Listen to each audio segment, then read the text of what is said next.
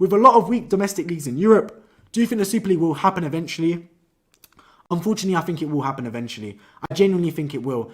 The problem with the Super League is, right, it's never going to go away. Because while we've still got these rich owners in football that want their revenues and they want their turnovers and they want another Ferrari to add to their supercar collection, they want another yacht, they want another private jet, they're going to want to drive the revenue up in football. And whether we like it or not, the revenue comes from the Champions League matches like this. The revenue comes from Real Madrid versus Barcelona, not Real Madrid versus Eibar, not Real Madrid versus Getafe. They want to see the top football matches.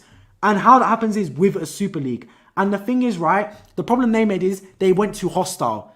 They went in too deep with here's a Super League, closed shop, 12 teams in it, a few other teams that do well in their domestic leagues can join in. You're seeing Arsenal versus PSG, PSG versus Bayern every week. Beautiful football. Everyone's happy. But it wasn't that way because football fans, we love this sort of... We don't like the fact that football's a closed shop. We don't like this elitist Super League. We want it to be a case where if Wrexham play really well, they can make it to the Premier League eventually. We don't want to see this case where Arsenal can flop and play horrible football, yet they're still in the Super League every season because they're a founding member.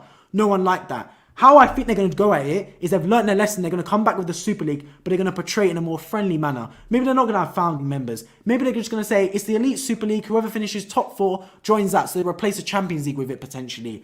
But make no mistake about it. The players at the top, the stakeholders at the top is still Perez. It's still the greedy rich owners like that. It's still the Kroenkes, still the Glazers, still FSG. They're still the owners that are interested in having the Super League. And make no mistake about it, as soon as they get the Super League through the door, they'll be willing at any cost to change it and have the biggest matches played and have Man City play Bayern Munich in New York City and have Arsenal versus Real Madrid played in LA and have another game in Singapore, for example, because that's what they're about. They're greedy owners. So I unfortunately do think the Super League will return eventually. It's just up to us as football fans to be vigilant. And if anything says Super League in it, or if anything's proposed by Florentino Perez, we reject that outright. That should just be a law in football. If Florentino Perez is offering anything on the table, reject that stuff outright because he's shown his true colours. A leopard does not change their spots. Hi, Leighton.